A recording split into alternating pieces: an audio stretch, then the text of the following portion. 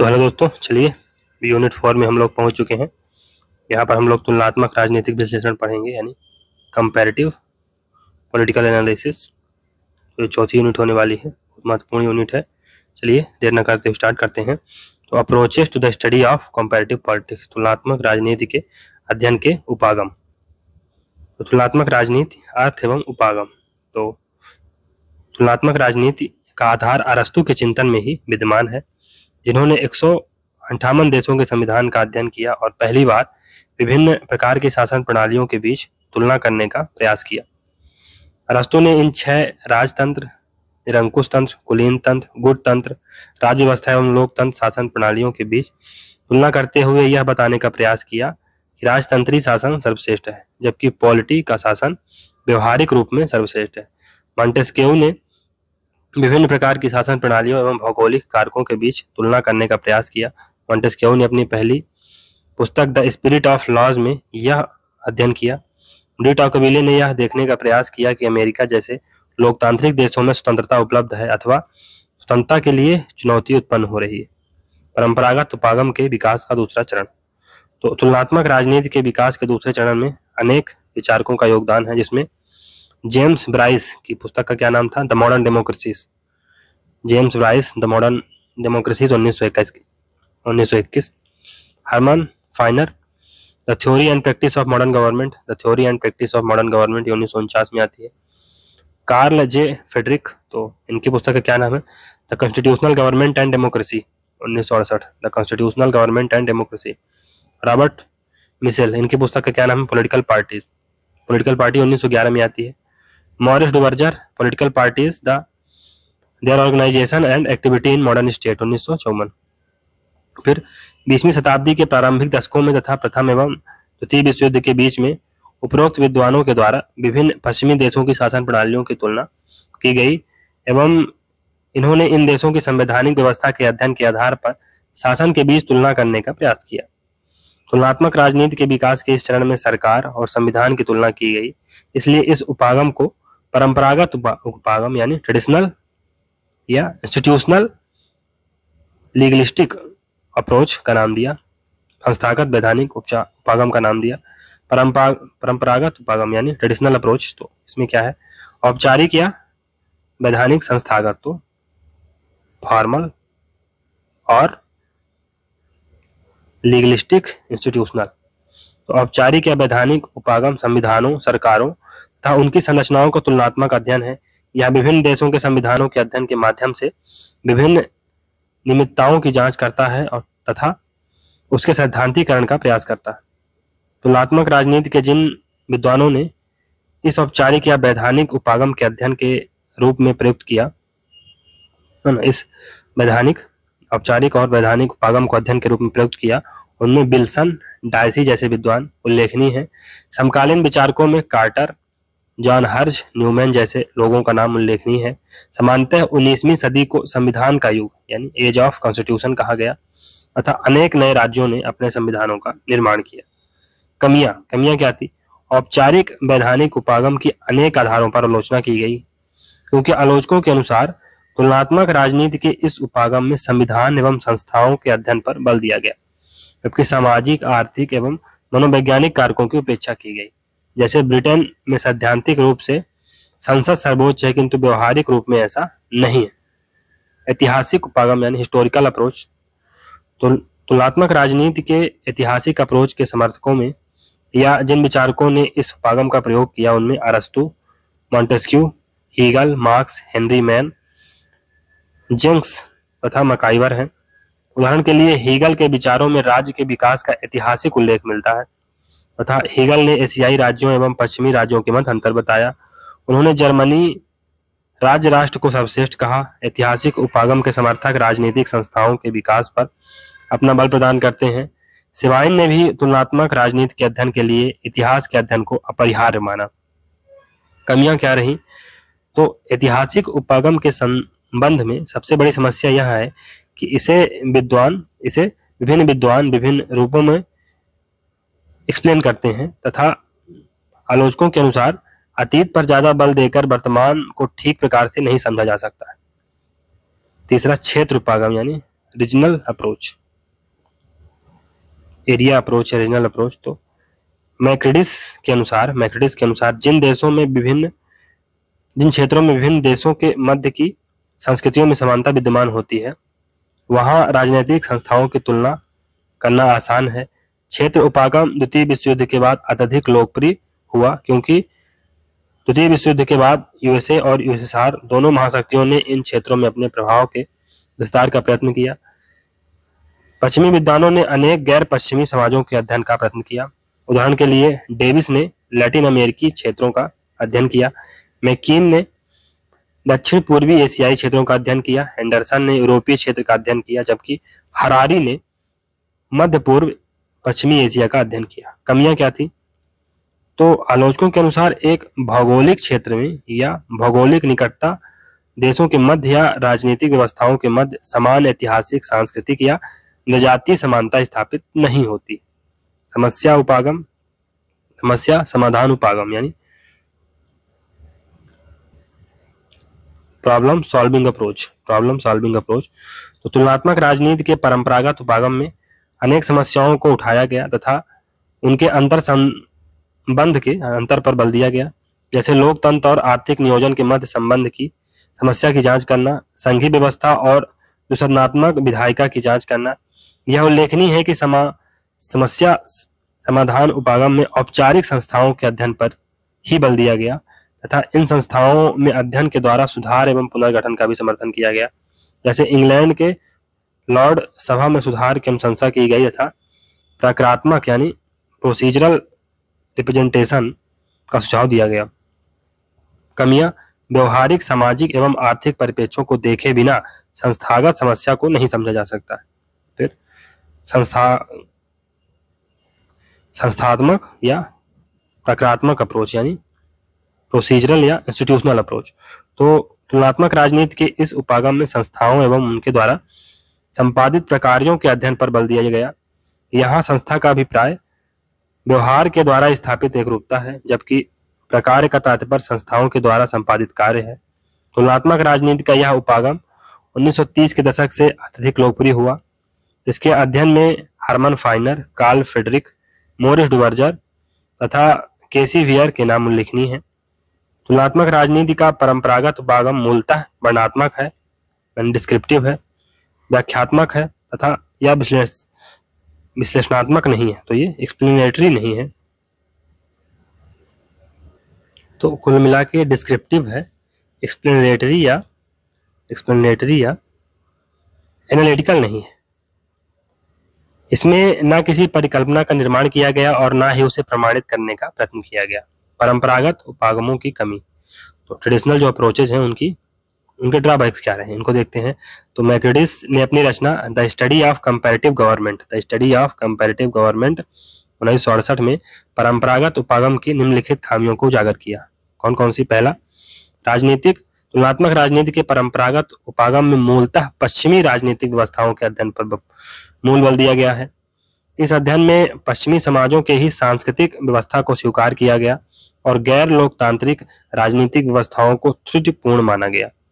इन्होंने विकासशील देशों के समाजों पर या एशियाई समाजों की सांस्कृतिक विशिष्टता को पूर्णतः उपेक्षित कर दिया, अतः यह केवल नाम मात्र का उपागम था।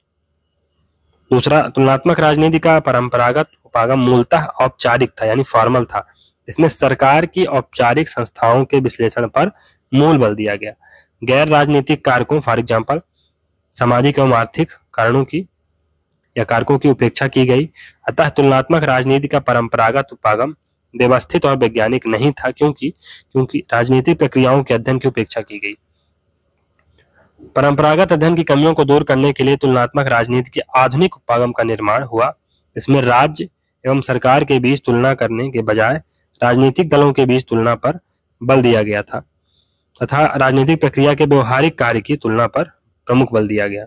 तुलनात्मक राजनीति के आधुनिक उपागम की उत्पत्ति के कारण तो अमेरिका में होने वाली व्यवहारवादी क्रांति के परिणाम स्वरूप राजनीतिक विज्ञान को प्राकृतिक विज्ञानों की भांति वस्तुनिष्ठ एवं वैज्ञानिक बनाने का प्रयास किया गया। द्वितीय विश्व युद्ध के शीत युद्ध के दौरान में पूंजीवाद एवं साम्यवाद के बीच वैचारिक संबंध विद्यमान था, जहां मार्क्सवादी स्वयं को वैज्ञानिक होने का दावा करते थे।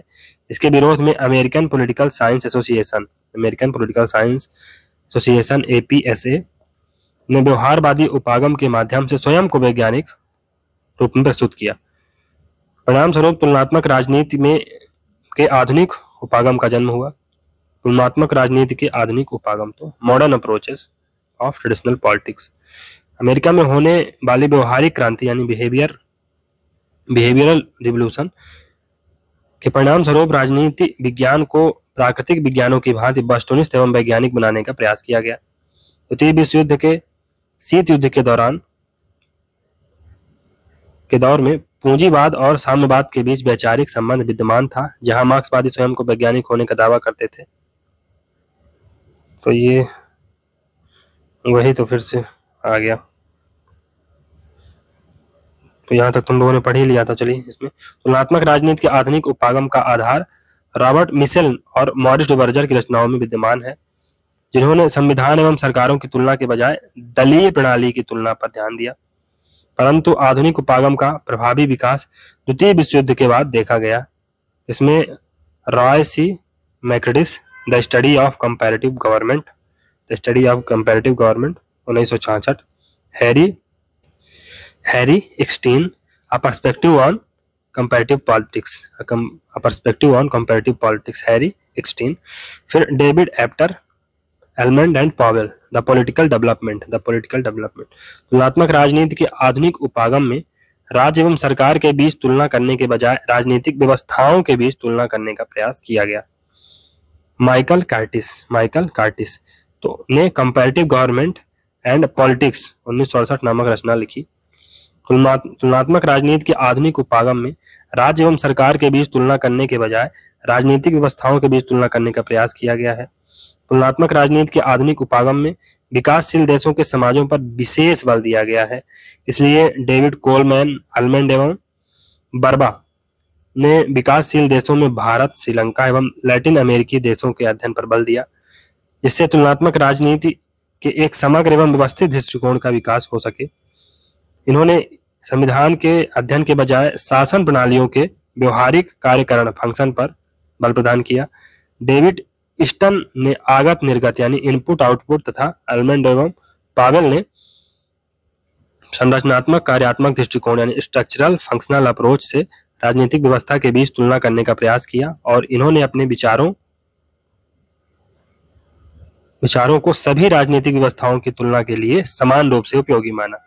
डेविड ईस्टन ने इनपुट आउटपुट तथा एलमंड पावेल ने स्ट्रक्चरल फंक्शनल अप्रोच से राजनीतिक व्यवस्थाओं के बीच तुलना करने का प्रयास किया, और इन्होंने अपने विचारों को सभी राजनीतिक व्यवस्थाओं की तुलना के लिए समान रूप से उपयोगी माना। व्यवस्था उपागम का सैद्धांतिक आधार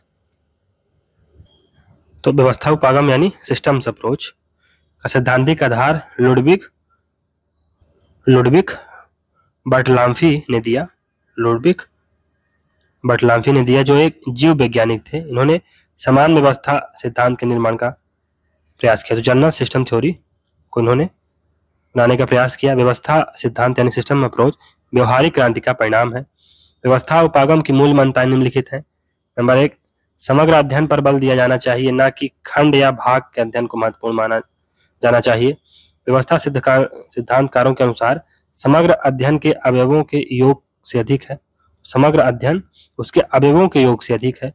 तीसरा, व्यवस्था सिद्धांतकारों ने राजनीतिक व्यवस्था का अध्ययन परिवेश के अंतर्गत करने का प्रयास किया। चौथा, व्यवस्था सिद्धांतकारों का मूल उद्देश्य राजनीतिक व्यवस्था में एक सामान्य सिद्धांत का निर्माण करना था।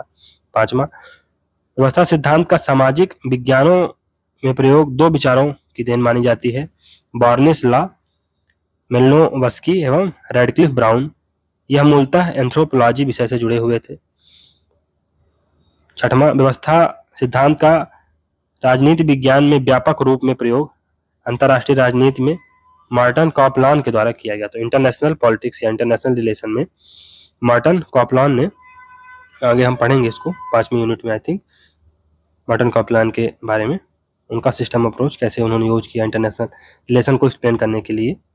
तो ये चलिए 7वां, व्यवस्था सिद्धांत को मानने वाले अन्य विचारकों में Carl Lewis, Stanley Hoffmann, Charles McClelland, David Singer, Kenneth Boulding है, ये विचारक संघर्ष समाधान यानी कॉन्फ्लिक्ट रिजोल्यूशन से जुड़े हुए हैं। डेविड स्टन का व्यवस्था उपागम सिद्धांत यानी input output model. David Easton ने वर्ष 1953 में प्रकाशित the political system and inquiry into the state of political science में राजनीति विज्ञान में एक समान व्यवस्था सिद्धांत निर्माण का विचार प्रस्तुत किया। डेविड स्टन ने राजनीतिक व्यवस्था का विश्लेषण करते हुए इसे मूल्यों के आधिकारिक आवंटन के रूप में व्यक्त किया। तो अथॉरिटेटिव एलोकेशन ऑफ वैल्यूज, राजनीतिक व्यवस्था को अथॉरिटेटिव एलोकेशन ऑफ वैल्यूज के माध्यम में व्यक्त किया। डेविड स्टन के अनुसार राजनीतिक व्यवस्था का विश्लेषण इनपुट आउटपुट के माध्यम से किया जा सकता है। उन्होंने राजनीतिक व्यवस्था का विश्लेषण निरंतर चलने वाले प्रवाहों यानी सिस्टम्स ऑफ फ्लो के रूप में व्यक्त किया। डेविड स्टन के राजनीतिक व्यवस्था के विश्लेषण में अत्यधिक गति पाई जाती है और व्यवस्था सदैव चलती रहती है। इसे स्टन ने पुनर्निवेश यानी फीडबैक के माध्यम से गतिशीलता प्रदान की। डेविड स्टन व्यवस्था अनुरक्षण तथा व्यवस्था अवस्थिति में विभेद करते हैं। आगत यानी इनपुट आउटपुट, तो ये इनपुट है। स्टन के अनुसार समाज या पर्यावरण से आने वाली मांग या समर्थन आगत है यानी डिमांड्स और सपोर्ट्स। ये डिमांड एंड सपोर्ट्स ये क्या है? इनपुट है। उनके अनुसार मांग के निम्नलिखित प्रकार होते हैं। पहला, सेवाओं एवं वस्तुओं के वितरण की मांग। दूसरा, व्यक्तियों के व्यवहारों के नियंत्रण की मांग। तीसरा, राजनीतिक व्यवस्था में सहभागिता की मांग। चौथा, संचार एवं सूचना की मांग। समर्थन के निम्नलिखित प्रकार हैं यानी सपोर्ट के कौन कौन से प्रकार हैं? भौतिक समर्थन, मटेरियल सपोर्ट। दूसरा, विधि की आज्ञा पालन द्वारा समर्थन, तो अगर आप लॉ को अवॉइड कर रहे हैं तो ये काइंड ऑफ सपोर्ट है। तीसरा, राजनीतिक क्रियाओं में सहभागिता द्वारा समर्थन, तो पॉलिटिकल, अगर आप अपना पॉलिटिकल पार्टिसिपेशन दिखा रहे हैं तो ये भी काइंड ऑफ सपोर्ट है। और सांकेतिक रूप में समर्थन, तो कुछ टोकन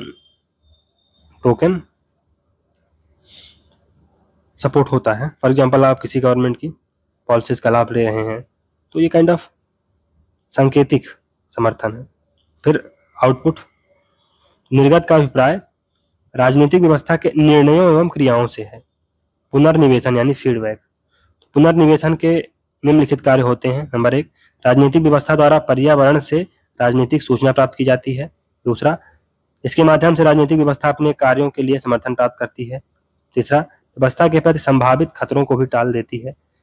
चौथा, पुनर्निवेश यानी फीडबैक के माध्यम से राजनीतिक व्यवस्था भविष्य की मांगों को भी प्राप्त करती है। गेट कीपिंग, नियंत्रण व्यवस्था, तो डेविड स्टन ने राजनीतिक व्यवस्था को अतिभार से बचाने के लिए गेट कीपिंग की व्यवस्था की है। डेविड स्टन ने राजनीतिक व्यवस्था को अतिभार से बचाने के लिए निम्नलिखित उपायों का वर्णन किया है। पहला, राजनीतिक व्यवस्था में अनियंत्रित और बेगेक टोक यानी बिना रोक टोक के आगे प्रवेश न कर सके। तीसरा है, राजनीतिक व्यवस्था द्वारा कुछ ऐसे सांस्कृतिक एवं सामाजिक मानकों का निर्माण किया जाता है जिससे प्रतिकूल मांगों को अस्वीकृत कर दिया जाता है। आलोचकों के अनुसार स्टन ने अपने अध्ययन में यथास्थितिवाद यानी स्टेटस कोइज्म को बल प्रदान किया। उनका यह मॉडल विकासशील देशों और साम्यवादी देशों में प्रभावी रूप से लागू नहीं किया जा सकता। स्टन ने अपने अध्ययन में शक्ति के अध्ययन की उपेक्षा की। परिवेश की बात करते हैं लेकिन परिवेश क्या है परिभाषित नहीं किया। स्टन द्वारा प्रस्तुत राजनीति विज्ञान की परिभाषा राजनीति विज्ञान मूल्यों का आधिकारिक आवंटन यानी अथॉरिटेटिव एलोकेशन ऑफ वैल्यू अपूर्ण है, क्योंकि राजनीतिक व्यवस्था और अन्य व्यवस्थाओं द्वारा आवंटित मूल्यों में उन्होंने स्पष्ट रूप से भेद नहीं किया। तो दोस्तों, ये है डेविड स्टन का इनपुट आउटपुट मॉडल। यहाँ पर डिमांड और सपोर्ट इनपुट के रूप में जाते हैं पॉलिटिकल सिस्टम में, आउटपुट के रूप में क्या निकलता है? डिसीजन और पॉलिसीज। और फिर डिसीजन और पॉलिसी एक लूप के थ्रू फीडबैक का काम करते हुए फिर से इनपुट और आउटपुट के रूप में जाती हैं। तो इनपुट के रूप में डिमांड और सपोर्ट आएगा ये यहाँ पर पॉलिटिकल सिस्टम में, फिर आउटपुट होगा डिसीजन और पॉलिसी के रूप में, और फिर जो डिसीजन और पॉलिसी इसमें कुछ सुधार के लिए फीडबैक चैनल के थ्रू फिर से इनपुट का रूप ले लेगा। ये पूरा एनवायरनमेंट है और ये पॉलिटिकल बाउंड्री है, ये याद रखिएगा। और जो पॉलिटिकल सिस्टम है वो इस कंसेप्शन पर बेस्ड है या इस असम्पशन पर बेस्ड है कि पॉलिटिकल सिस्टम एक मशीन है और मशीन का फंक्शन क्या है कि इनपुट को आउटपुट में तब्दील करना। आउटपुट क्या है? डिसीजन और पॉलिसी। तो ये याद रखिएगा। चलिए अब आगे बढ़ते हैं, संरचनात्मक प्रक्रियात्मक उपागम को पढ़ते हैं। तो स्ट्रक्चरल फंक्शनल अप्रोच को देखते हैं। तो यह उपागम अल्मंड और पावेल द्वारा दिया गया है। डेविड स्टन का जो इनपुट आउटपुट मॉडल था मुख्यतः विकसित उदारवादी देशों पर केंद्रित था, अतः यह विकासशील समाजवादी देशों की व्यवस्था की पूर्णतः व्याख्या नहीं कर रहा था। इसलिए अल्मंड और पावेल ने स्ट्रक्चरल फंक्शनल मॉडल दिया, जिसे उन्होंने विकासशील और समाजवादी देशों पर केंद्रित किया। परिभाषा, तो अल्मंड और पावेल ने स्टन की परिभाषा को संशोधित करते हुए कहा कि राजनीतिक व्यवस्था वैधानिक और भौतिक सत्ता का प्रयोग है, वे लीगल और मटेरियल पावर का उपयोग है। विशेषताएं क्या हैं? अल्मंड एवं पावेल के अनुसार एक व्यवस्था की निम्नलिखित विशेषताएं होती हैं। व्यापकता, तो वास्टनेस होता है इसमें, वास्टनेस। फिर आत्मनिर्भरता यानी सेल्फ रिलायंस, एक स्पष्ट सीमा का होना, तो एक क्लियर कट बाउंड्री होती है। अल्मंड एवं पावेल का मूल बल प्रकार पर था यानी फंक्शन पर था, तथा उन्होंने प्रकार के द्वारा संरचना को समझने का प्रयास किया, तो उन्होंने फंक्शन के द्वारा संरचना को समझने का प्रयास किया। अल्मंड के विचार में प्रकार यानी फंक्शन प्राइमरी है, फंक्शन प्राइमरी है। प्रत्येक व्यवस्था के द्वारा कुछ निश्चित फंक्शन संपादित होते हैं। ये प्रकार कुछ निश्चित संरचनाओं के द्वारा किए जाते हैं। संरचनाओं से तात्पर्य यानी स्ट्रक्चर से तात्पर्य व्यक्तियों की भूमिकाओं के समुच्चय से है। उदाहरण के लिए न्यायाधीश की भूमिका या कर्तव्य क्या है? ये फंक्शन एक निश्चित परिवेश के अंतर्गत किए जाते हैं। अल्मंड एवं पावेल के अनुसार प्रत्येक प्रयोग के द्वारा राजनीतिक व्यवस्था का फंक्शनल अध्ययन संभव है। इसका प्रयोग तुलना के लिए भी किया जा सकता है। इस मॉडल का प्रयोग सभी प्रकार की राजनीतिक व्यवस्थाओं के अध्ययन के लिए किया जा सकता है। अल्मंड एवं पावेल के अनुसार राजनीतिक व्यवस्था का अध्ययन एवं इसके विकास का अध्ययन भी इसी उपागम द्वारा किया जा सकता है। अल्मंड एवं पावेल के अनुसार राजनीतिक व्यवस्था के विकास की निम्नलिखित दो विशेषताएं हैं। कौन कौन सी? नंबर 1, संस्कृति की पंथ निरपेक्षीकरण, तो इसमें कल्चर का सेकुलराइजेशन हो जाता है। दूसरा, संरचनात्मक विभेदीकरण यानी स्ट्रक्चरल डिफरेंशिएशन। राजनीतिक व्यवस्था के प्रकार यानी फंक्शन क्या होते हैं किसी भी पॉलिटिकल सिस्टम के, यानी ये काइंड ऑफ इनपुट फंक्शन है। तो नियम का ये आउटपुट फंक्शन है, आउटपुट फंक्शन। नियम का निर्माण यानी लॉ मेकिंग, तो इसमें विधायिका आएगी, लेजिस्लेटर आएगी। फिर नियम का क्रियान्वयन यानी लॉ का एग्जीक्यूशन, तो इसमें एग्जीक्यूटरी आएगी, कार्यपालिका आएगी। नियम का अधिनिर्णय यानी कि एडजुडिकेशन ऑफ लॉज, तो इसमें कौन आएगा? न्यायपालिका यानी जुडिशरी आएगी। राजनीतिक व्यवस्था के मुख्य एवं प्राथमिक कार्य कौन कौन से हैं? राजनीतिक समाजीकरण यानी पॉलिटिकल सोशलाइजेशन, राजनीतिक मूल्यों का एक पीढ़ी से दूसरी पीढ़ी को स्थानांतरण। राजनीतिक समाजीकरण के कार्य राजनीतिक संस्कृति एवं राजनीतिक भर्ती द्वारा किया जाता है। राजनीतिक संस्कृति पॉलिटिकल कल्चर व्यवस्था को देखने का अलग दृष्टिकोण है। ये राजनीतिक भर्ती पॉलिटिकल रिक्रूटमेंट क्या होता है? तो राजनीतिक समाजीकरण का उद्देश्य ही राजनीतिक भर्ती को आसान बनाना है। राजनीतिक भर्ती जैसे दलों, दबाव समूहों का सदस्य बनना, विभिन्न राजनीतिक गतिविधियों में भाग लेना। फिर सेकंड है इंटरेस्ट आर्टिकुलेशन, हित का अभिव्यक्तिकरण, दबाव समूहों द्वारा अपने हितों को अभिव्यक्त करना, सरकार पर दबाव डालना, उदाहरण के लिए अखिल भारतीय विद्यार्थी परिषद, किसान मोर्चा आदि। फिर हितों का एकीकरण यानी इंटरेस्ट एग्रीगेशन, तो हितों का एकीकरण या संचयीकरण, राजनीतिक दलों द्वारा विभिन्न हितों का एकीकरण करना, जैसे कांग्रेस के विभिन्न छात्र, युवा, महिला मोर्चा इत्यादि कांग्रेस को जो विभिन्न हितों को साथ लेकर चलती है। तो इसमें क्या होगा? जैसे कांग्रेस के विभिन्न छात्र, युवा, महिला मोर्चा इत्यादि कांग्रेस जो विभिन्न हितों को साथ लेकर चलती है। फिर चौथा पॉलिटिकल कम्युनिकेशन यानी राजनीतिक संचार, तो लोगों में राजनीतिक दलों के उद्देश्यों, मूल्यों के संचार जैसे प्रेस, जनसंपर्क के साधन के माध्यम से पॉलिटिकल कम्युनिकेशन किया जाता है। अल्मंड एवं पावेल ने राजनीतिक व्यवस्था को निम्नलिखित रूप में परिभाषित किया है। उनके अनुसार व्यवस्था अनेक अवयवों से मिलकर बनी होती है, इसलिए इसमें व्यापकता पाई जाती है। व्यवस्था के अवयवों में परस्पर निर्भरता होती है। प्रत्येक व्यवस्था की एक निर्धारित सीमा होती है। अल्मंड एवं पावेल के अनुसार उन्होंने व्यवस्था का विश्लेषण करते हुए इसमें सभी प्रकार की संरचनाओं को सम्मिलित किया। इसमें दलीय व्यवस्था, दबाव समूह एवं राजनीतिक संचार सम्मिलित है। उनके अनुसार व्यवस्था द्वारा साम्यावस्था यानी स्टेटस कोइज्म सामंजस्य यानी कोहेरेंस और संतुलन, बैलेंस बनाए रखा जाता है। इनके अनुसार राजनीतिक समाजीकरण राजनीतिक संस्कृति में प्रवेश की प्रक्रिया है। उनके अनुसार राजनीतिक मूल्यों का एक पीढ़ी से दूसरी पीढ़ी को हस्तांतरण होता है। राजनीतिक संस्कृति का आशय राजनीतिक व्यवस्था के प्रति लोगों की अभिवृत्ति एटीट्यूड एवं प्रत्यक्षण है यानी परसेप्शन है। राजनीतिक भर्ती का अभिप्राय राजनीतिक व्यवस्था की सदस्यता ग्रहण करना है। हित अभिव्यक्तिकरण द्वारा विभिन्न समूह अपने हितों को प्रकट करते हैं तथा हित संचयीकरण द्वारा विभिन्न हितों का एकीकरण किया जाता है। अल्मंड एवं पावेल के अनुसार किसी एक प्रकार यानी फंक्शन को संपादित करने के लिए अनेक संरचनाओं यानी स्ट्रक्चर की आवश्यकता हो सकती है, जबकि अनेक संरचनाओं के द्वारा कभी कभी एक ही फंक्शन संपादित होते हैं। उनके अनुसार हित एकीकरण का कार्य मूलतः राजनीतिक दलों के द्वारा किया जाता है, जबकि हित अभिव्यक्तिकरण यानी इंटरेस्ट आर्टिकुलेशन का फंक्शन दबाव समूह द्वारा संपन्न होता है। तो हितों का जो एग्रीगेशन होगा, इंटरेस्ट एग्रीगेशन, ये राजनीतिक पार्टियां करेंगी और इंटरेस्ट आर्टिकुलेशन ये विभिन्न दबाव समूह करेंगे। अल्मंड एवं पावेल ने राजनीतिक संचार को शरीर में रक्त के संचार की भांति माना, जिसके अनुसार राजनीतिक व्यवस्था में अन्य कार्यों का संपादन होता है।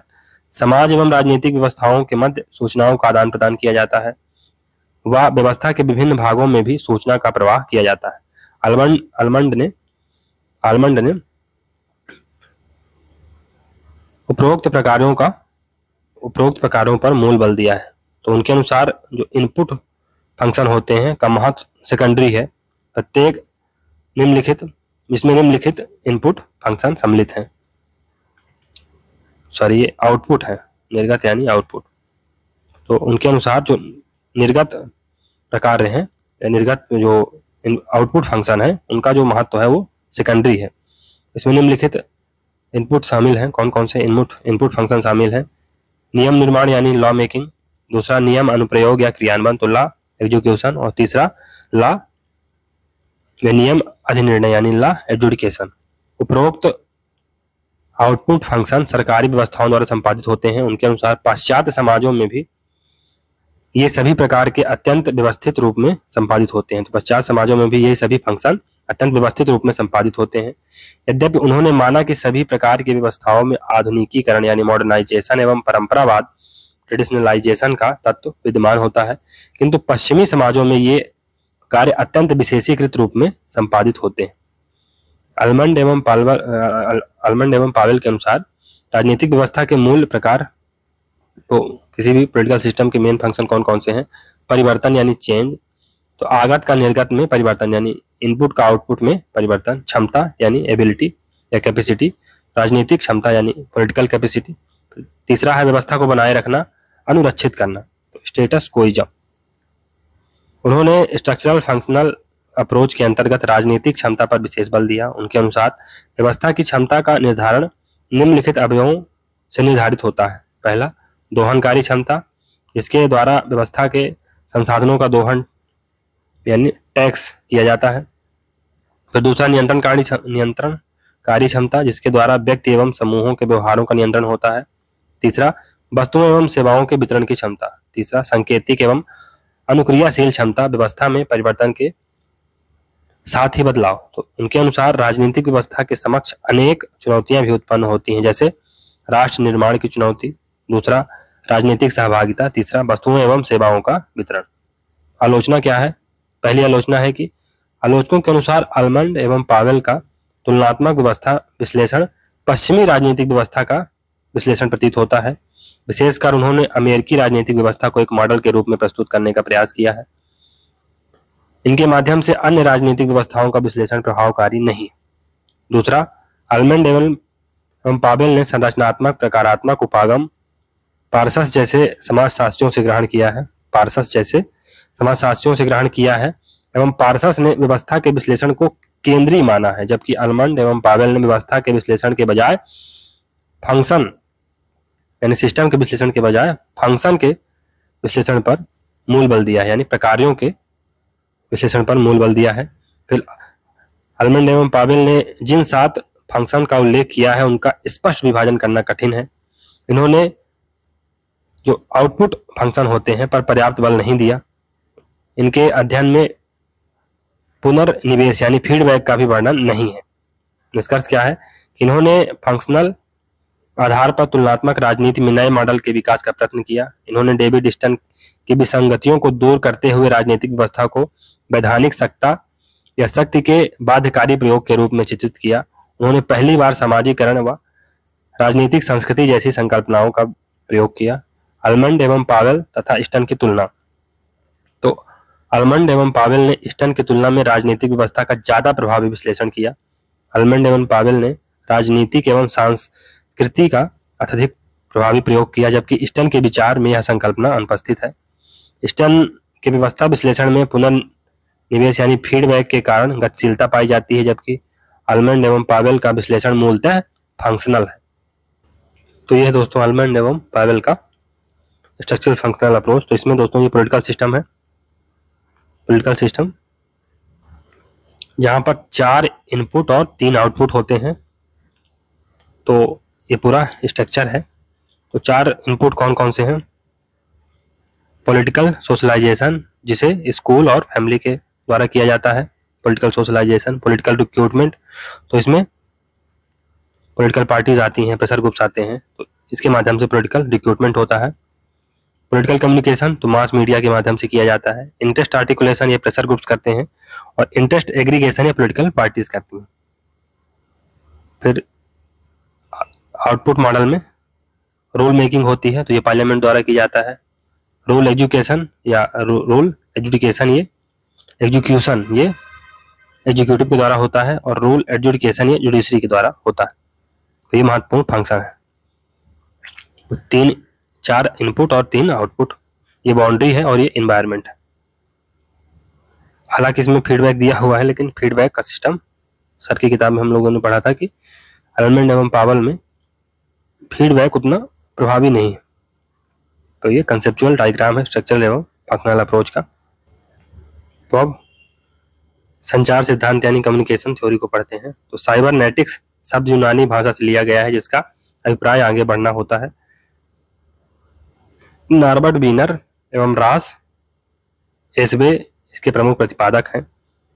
कम्युनिकेशन थ्योरी में संचार पर बल दिया जाता है, यानी कम्युनिकेशन पर बल दिया जाता है, परिणाम पर नहीं। कम्युनिकेशन थ्योरी निर्णय निर्माण की प्रक्रिया से संबंधित है, जिसमें सूचना को अधिक महत्व दिया जाता है और विभिन्न संरचनाओं में सूचना के प्रसार का अध्ययन किया जाता है। संरचना सिद्धांत व्यवस्था सिद्धांत से संबंधित है। इसका निर्माण कार्ल डब्ल्यू ड्यूस ने किया। इनकी रचना है the nerves of the government. The nerves of the government ये 1963 में आती है। संचार संरचना यानी कम्युनिकेशन सिद्धांत, कम्युनिकेशन थ्योरी की तकनीक को साइबरनेटिक्स भी कहा जाता है, जिसका अभिप्राय है संचार व्यवस्था एवं नियंत्रण का प्रयोग। कम्युनिकेशन थ्योरी के द्वारा मानवीय व्यवहार को इंजीनियरिंग की भांति समझने का प्रयत्न किया गया है। कार्ल डब्ल्यू ड्यूस के अनुसार संचार के 2 मूल तत्व हैं, संरचनाएं एवं प्रवाह तथा प्रक्रियाएं। ड्यूस ने फीडबैक को भी महत्वपूर्ण माना, जिसमें नकारात्मक फीडबैक भी सम्मिलित है। सूचना प्रवाह में चैनल लोड एवं लोड क्षमता मुख्य तत्व हैं। अनुक्रियाशीलता, विश्वसनीयता, पृष्ठभूमि संगीत, तोड़ मरोड़ संचार सिद्धांत में लोड कैपेसिटी संबंधित है। राजनीतिक व्यवस्था में संचार शरीर में संचारी तंत्र नर्वस सिस्टम के समान होता है। संचार विश्लेषण में ड्यूस ने 4 मात्रात्मक तत्वों को शामिल किया है। इसमें लोड, लैग, बढ़त यानी गेन और नेतृत्व लीड है। ड्यूस ने राजनीतिक व्यवस्था में निम्नलिखित तत्वों का उल्लेख किया है: नवाचार यानी इनोवेशन, वृद्धि यानी ग्रोथ, परिवर्तन यानी सेल्फ ट्रांसफॉर्मेशन। अब मार्क्सिस्ट अप्रोच क्या है इसको देखते हैं। तो तुलनात्मक राजनीति का मार्क्सवादी उपागम राजनीति का अध्ययन आर्थिक तत्वों के आधार पर करता है। इस उपागम के अंतर्गत राज्य एवं सरकार इत्यादि का अध्ययन नहीं किया जाता। इस उपागम में आर्थिक तत्वों को राज्य तथा सरकार के स्वरूप के निर्धारण का मूल तत्व माना जाता है। मार्क्सवादी उपागम के अंतर्गत समाज को बुर्जुआ और सर्वहारा 2 वर्गों में विभाजित किया जाता है तथा इसी आधार पर राजनीति का अध्ययन किया जाता है। द फेडरलिस्ट पेपर ये 1788 में आता है के लेखक जेम्स मेडिसन है। राजनीतिक समाजीकरण यानी पॉलिटिकल सोशलाइजेशन। राजनीतिक मूल्यों का एक पीढ़ी से दूसरी पीढ़ी को हस्तांतरण ही राजनीतिक समाजीकरण है। राजनीतिक समाजीकरण परिवार, विद्यालय एवं राजनीतिक दल द्वारा किया जाता है। आलमंड एवं पावेल के अनुसार राजनीतिक समाजीकरण राजनीतिक व्यवस्था का मूल फंक्शन है, ना मूल फंक्शन है, मूल प्रकार है। राजनीतिक समाजीकरण प्रत्यक्ष एवं अप्रत्यक्ष हो सकता है। अप्रत्यक्ष रूप से परिवार, परंपरा, स्थिति इत्यादि तरीके से होता है, जबकि प्रत्यक्ष समाजीकरण राजनीतिक दलों, राजनीतिक आंदोलनों, सामाजिक आर्थिक कारणों से होता है। तुलनात्मक राजनीति में राजनीतिक समाजीकरण औपचारिक तथा अनौपचारिक तंत्रों की जांच का प्रयास करता है, इसके द्वारा अभिवृत्तियों को मन में बिठाया जाता है। राजनीतिक संस्कृति यानी पॉलिटिकल कल्चर, तो पॉलिटिकल कल्चर शब्द का प्रयोग सिडनी बर्बा ने किया। सिडनी बर्बा के अनुसार राजनीतिक संस्कृति से तात्पर्य उन अनुभवजन्य विश्वासों, अभिव्यक्ति के प्रतीकों और मूल्यों की उस व्यवस्था से है जो राजनीतिक कार्य को संपादित करते हैं। आलमंड एवं बर्बा ने अपनी पुस्तक the civic culture, political attitude and democracy in 5 nation 1963 में 5 देशों ब्रिटेन, अमेरिका, इटली, जर्मनी एवं मेक्सिको में लोकतंत्र की स्थिरता या अस्थिरता पर राजनीतिक संस्कृति के प्रभाव की समीक्षा की। रॉबर्ट पुटनम ने अपनी रचना बाउलिंग अलोन या bowling alone the collapse and revival of American community, bowling alone the collapse and revival of American community में सामाजिक पूंजी का विचार दिया। तो सोशल कैपिटल का यहाँ पर वो विचार देते हैं। आलमंड एवं बर्बा ने राजनीतिक संस्कृति के 3 रुझानों की चर्चा की। तो पहला है संज्ञानात्मक रुझान यानी कॉग्निटिव ओरिएंटेशन या कॉग्निटिव एटीट्यूड्स। दूसरा है भावात्मक रुझान यानी अफेक्टिव ओरिएंटेशन। तीसरा है मूल्यांकन परक रुझान यानी इवैल्यूएटिव एटीट्यूड्स या ओरिएंटेशन। एस ई फाइनर ने अपनी पुस्तक the man on horseback, the role of military in politics, the man on horseback, the role of military in politics 1962 S E Finer में राजनीतिक संस्कृतियों का अध्ययन करते हुए विकासशील देशों में संवैधानिक प्रणालियों की स्थिरता के 2 कारण बताए। पहला, वैधता का अभाव। तो जो विकासशील देश हैं उनमें संवैधानिक प्रणालियों की अस्थिरता यानी इंस्टेबिलिटी के 2 कारण बताए। पहला वैधता का अभाव यानी लैक ऑफ वैलिडिटी, और दूसरा तरह तरह के सहचर्यों का होना। तो सांस्कृतिक द्वैत भाव का अर्थ है अभिजात लोगों का एक आधुनिकृत वर्ग होता है, जबकि अधिकांश लोग कठोर परंपरागत ढांचे में जकड़े रहते हैं। राजनीतिक संस्कृति के तहत राष्ट्रीय एकरूपता, अपने देश के नागरिकों की एकरूपता, सरकारी लाभों एवं निर्णय प्रक्रियाओं का अध्ययन किया जाता है। राजनीतिक संस्कृति राजनीतिक व्यवस्था का मनोवैज्ञानिक पक्ष है। व्यक्ति का राजनीतिक व्यवस्था के प्रति दृष्टिकोण ही राजनीतिक संस्कृति कहलाता है। आलमंड एवं पावेल के अनुसार राजनीतिक संस्कृति 3 प्रकार की होती। आदिमकालीन यानी प्रिमिटिव कल्चर हो गया। दूसरा प्रजाभावी कल्चर यानी सब्जेक्टिव कल्चर। तीसरा है सहभागी कल्चर यानी पार्टिसिपेटरी कल्चर। तो प्रिमिटिव कल्चर क्या होता है? आदिमकालीन संस्कृति। तो इसके अंतर्गत व्यक्ति को राजनीतिक व्यवस्था के बारे में कोई ज्ञान नहीं होता, ना ही व्यक्ति को राजनीतिक व्यवस्था में अपने अधिकारों का ज्ञान होता है। दूसरा प्रजाभावी संस्कृति यानी सब्जेक्ट पॉलिटिकल कल्चर। तो इसके अंतर्गत व्यक्ति को राजनीतिक व्यवस्था के बारे में ज्ञान तो होता है, लेकिन राजनीतिक व्यवस्था में अपनी भूमिका का ज्ञान नहीं होता। तो इसमें अगर फॉर एग्जांपल अगर प्रिमिटिव कल्चर की बात करें तो इसमें फॉर एग्जांपल अंडमान और निकोबार द्वीप समूह में रह रहे लोगों के बारे में अगर सोचें आप, तो इनको कोई विशेष भारत का कल्चर पॉलिटिकल कल्चर कैसा है ना, उससे विशेष मतलब है नहीं उनको, है ना। उनका भारत के पॉलिटिकल कल्चर से ना तो कोई सरोकार है और ना ही उनको विशेष कोई मतलब है। तो ये kind of primitive political culture का उदाहरण है। दूसरा प्रजाभावी संस्कृति यानी सब्जेक्ट पॉलिटिकल कल्चर। तो एक ऐसा कल्चर जहां पर लोग गवर्नमेंट की योजनाओं का, गवर्नमेंट के जो वेरियस पॉलिसीज होती हैं उनका फायदा तो उठाते हैं, है ना, उसके बेनिफिशियरीज तो बनते हैं, लेकिन उनका अब उनकी अपनी कोई डिमांड नहीं होती है। तो फॉर एग्जांपल लोग अपने से डिमांड नहीं करेंगे कि हमको ये चीजें चाहिए।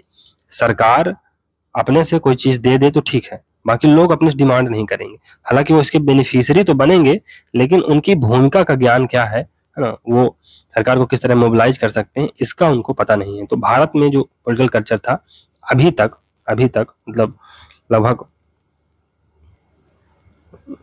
1990 के दशक तक, मतलब 2000 के बाद भारत में भी अब सहभागी कल्चर डेवलप हो रहा है, यानी पार्टिसिपेटरी कल्चर डेवलप हो रहा है। इसमें व्यक्ति को राजनीतिक व्यवस्था के बारे में पूरी जानकारी होती है तथा व्यक्ति को अपने अधिकारों व भूमिका का भी ज्ञान होता है।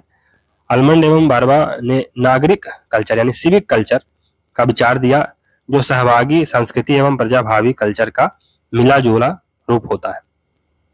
समरूप संस्कृति यूके में प्रचलित है, जबकि भारत में अभिजात जन संस्कृति पाई जाती है। सब्जेक्ट राजनीतिक संस्कृति चीन की विशेषता है तथा संकीर्ण संस्कृति युगांडा जैसे अफ्रीकी देश में है। तो ये उदाहरण भी देख लीजिए आप कि जो समरूप संस्कृति यूके में पाई जाती है, जबकि भारत में अभिजात जन संस्कृति पाई जाती है। सब्जेक्ट राजनीतिक संस्कृति चीन में पाई जाती है, और जो संकीर्ण यानी नैरो पॉलिटिकल कल्चर, जिसे प्रिमिटिव टाइप का कह सकते हैं, ये युगांडा जैसे देशों में पाई जाती है। फिर राजनीतिक समाजशास्त्र पॉलिटिकल सोशियोलॉजी। द्वितीय विश्व युद्ध के पश्चात तुलनात्मक राजनीति में अंतर विषयक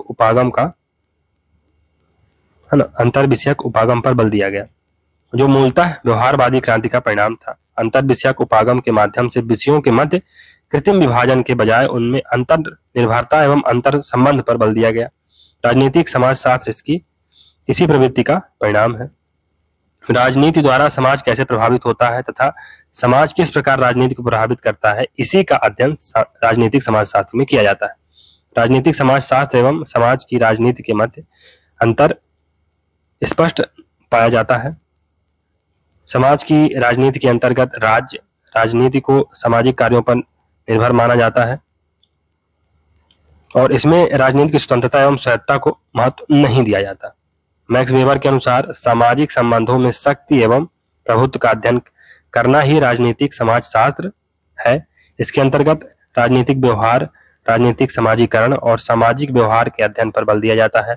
लिप्सेट ने अपनी रचना पॉलिटिकल मैन में राजनीतिक समाजशास्त्र का व्यापक अर्थ ग्रहण किया। उन्होंने आधुनिकीकरण एवं राष्ट्र निर्माण पर बल दिया। उनके अनुसार राजनीतिक समाजशास्त्र में इस बिंदु पर बल दिया जाता है कि राज्य द्वारा विकास कैसे होता है। वर्तमान परिप्रेक्ष्य में राजनीतिक समाजशास्त्र में राज्य एवं नागरिकों के मध्य संबंधों का अध्ययन किया जाता है। राजनीतिक समाजशास्त्र राजनीति विज्ञान का भाग है। इस बिंदु पर विचारक के मध्य मतभेद है। सार्टोरी के अनुसार राजनीतिक समाजशास्त्र राजनीति विज्ञान का भाग है या समाजशास्त्र का भाग नहीं है, परंतु अन्य विद्वान सार्टोरी के इस मत से पूर्णतया सहमत नहीं है। राजनीतिक समाजशास्त्र के अध्ययन की विषय वस्तु का निर्धारण निम्नलिखित श्रेणियों में किया जा सकता है। राज्य केंद्रित अध्ययन यानी state centred study.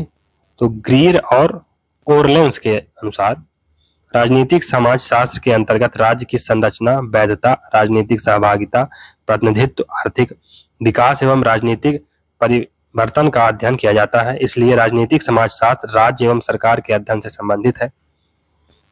Bernard creek ने राज्य को राजनीतिक समाजशास्त्र के अध्ययन का मूल विषय माना, जिसमें उन्होंने समूहों के अध्ययन को शामिल नहीं किया है, क्योंकि समूह राज्य के द्वारा निर्मित नहीं होते हैं।